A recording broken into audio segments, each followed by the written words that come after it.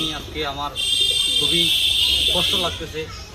এটা জিনিস, এটা একটা বাচ্চাকে যেমন একটা বাচ্চাকে যেমন লালন পালন করে, ঠিক আমি এই কবুতরগুলোকে লালন পালন করতাম খুবই কষ্ট করে, খুবই করে।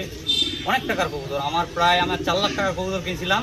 এর ভিতরে মনে করেন যে কিছু কবুতর আমার আক্রান্ত হয়ে মারা গেছিলো। প্রায় 3 লক্ষ টাকার মতো কবুতর ছিল। যাই হোক, কবুতর এখানে আমি খামারটা আমার নিজের, আমি কোনো লোন, কোনো সংস্থার কাছে কিছু না নিয়ে আমি নিজের থেকে আমি একটা উদ্যোগ নিয়ে করতেছি অনেক দিন যাবত। এলজিডির এই গাছগুলোর অনেকবার আমরা নোটিশ দিয়েছি, গ্রামবাসী সবাই নোটিশ দিয়েছি যে এইগুলো গাছগুলো অনেক ঝুঁকিপূর্ণ, এই গাছগুলো কাটে নেওয়া হোক।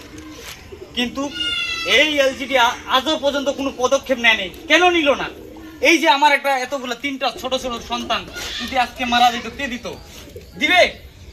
এলজিডি আমার সন্তানকে ফিরিয়ে দিতে পারবে? এই যে আমার ঘরটা, এত বড় একটা ঘর, এত টাকা দিয়ে করছি, এতগুলো কবুতর, হ্যাঁ, আমাদের এত ক্ষয়ক্ষতি, এটা কে দিবে? কোথায় পাবো আমি?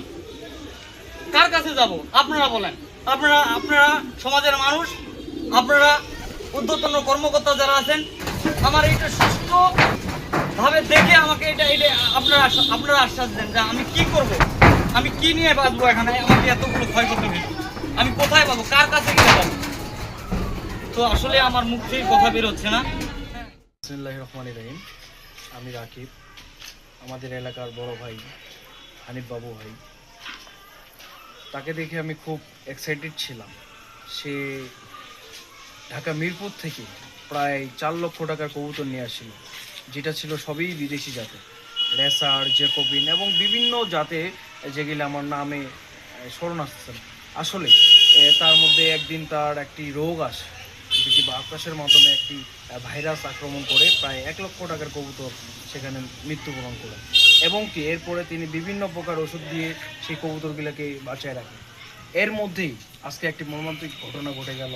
তারই ছাদের উপরে যে কবুতরের ঘরটি ছিল, গাছ পড়ে যাওয়ার পর প্রায় আনুমানিক 3 লক্ষ টাকার সেখানে বিদেশি জাতের যে রেসার কবুতরগুলো ছিল সেগুলি সব উড়িয়ে চলে যায়, এবং তার বাসার বেশ কিছু জায়গায় গাছ পড়ায় ফাটল ধরছে। কবুতর এই মুহূর্তে একটি কবুতর নেই। আমরা চাই যে এলাকার, আমি এখানে যখনই আসতাম তার আমি কবুতরগুলো দেখতাম, এবং আমিও নিজে নিজে মনে মনে ভাবতাম যে আমি কবে পারবো এরকম একটি কবুতরের খামার। এই নিয়ে আমার একটু মন খারাপ হয়ে গেল। তবে আমি চাচ্ছি এলজিডির কাছে এটি সঠিক তদন্ত করে এর ক্ষতিপূরণ যেন এই বাবু হয়ে পায়।